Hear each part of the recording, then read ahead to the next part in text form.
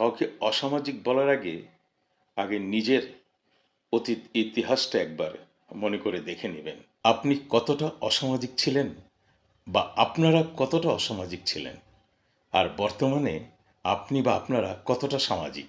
এই কথাটা মনে রেখেই অন্যকে অসামাজিক বলবেন। আপনি মানুষকে পচাচ্ছেন, কিন্তু আপনি কি জানেন আপনি নিজেই পচে আছেন? অবশ্যই জানেন। একবার মনে করে দেখুন তো। আপনিও জানেন, আপনার শুভাকাঙ্ক্ষীরাও জানে যে আপনি পচে আছেন।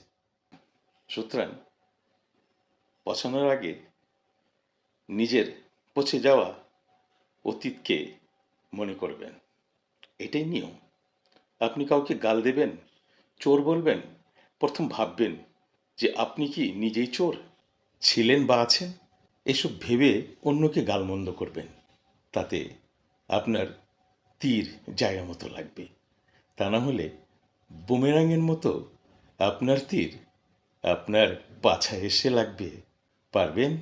সাবধান, কারণ ইতিহাসের প্রতিটি পাতা এখনো আত্মসম্মান বোধ আছে বলে মানুষের লুকিয়ে রেখেছে।